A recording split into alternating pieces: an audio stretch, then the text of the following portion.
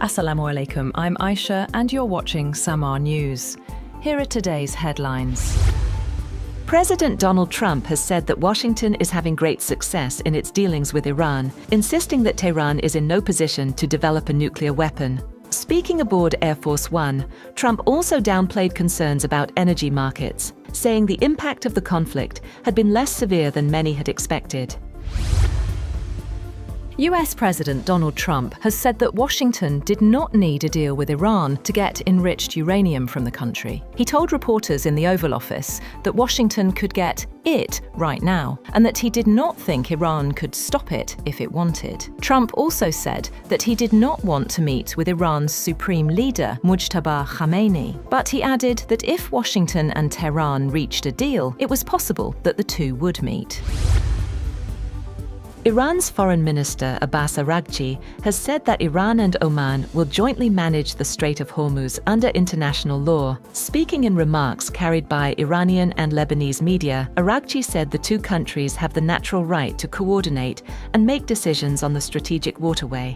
He also alleged that the United Arab Emirates was used by the United States and Israel to launch attacks on Iran, while reaffirming Tehran's commitment to maintaining dialogue and stable relations with Saudi Arabia. A senior Iranian official has said that a potential agreement between the United States and Iran depends on the release of $24 billion in frozen Iranian assets. Mohsen Rezaiei told CNN that negotiations have reached a deadlock and said it is now up to President Trump to decide whether talks move forward.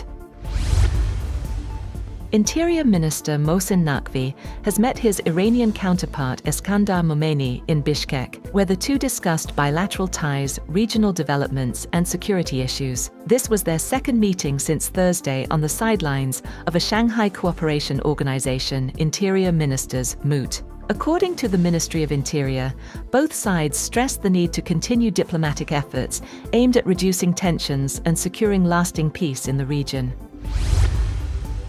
Pakistan will continue its efforts to mediate between Iran and the United States in a bid to preserve regional peace and prevent further escalation. According to a Foreign Office report presented to the National Assembly, Islamabad considers preventing the expansion of the Iran-US conflict its top regional priority and remains committed to diplomacy, dialogue, and conflict resolution. Officials also noted that Pakistan is assessing the potential economic and strategic consequences of prolonged regional tensions, while continuing to engage with all parties involved. Iran says its navy fired warning missiles and drones near US warships in the Gulf of Oman, accusing American forces of interfering with maritime traffic and seizing commercial vessels. The claim was reported by Iranian state media, which said the action was intended as a warning to US naval forces operating in the region. Meanwhile, the US Indo-Pacific Command announced it had intercepted a sanctioned vessel in the Indian Ocean, saying Washington would continue maritime operations targeting networks accused of supporting Iran. International Atomic Energy Agency Director General Rafael Grossi has said that the United States and Iran appear close to agreeing on a nuclear framework that would allow more time to resolve outstanding issues. Speaking after an emergency meeting of the IAEA Board of Governors in Vienna, Grossi said the agency remains in contact with both sides, although it is not directly involved in the negotiations.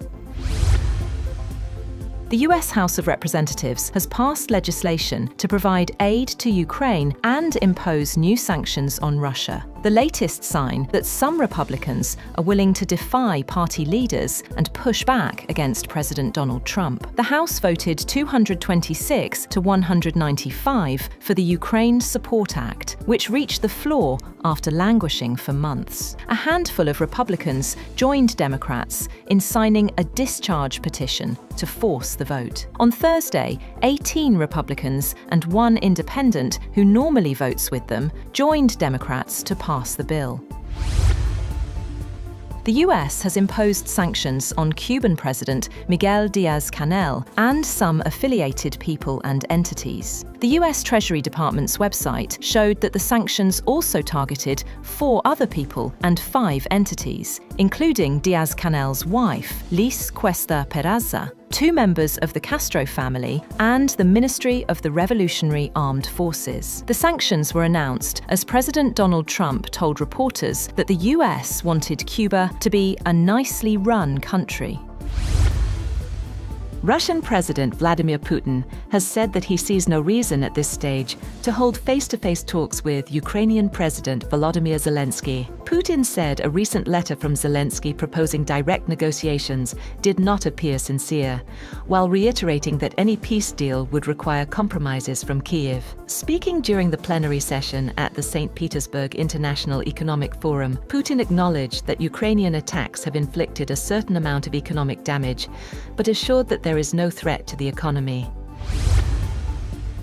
Marjan Satrapi, the Iranian-French artist, filmmaker, and author of the autobiographical graphic novel Persepolis, has died, aged 56. French President Emmanuel Macron's office said her passing is that of a figure of French culture and of an artist enamored of freedom, whose work carried a universal message and had earned her immense international renown. A statement released by members of her family to the French news agency AFP said she had died of sadness a little over a year after the death of her husband, Swedish actor, producer and screenwriter Mattias Ripa.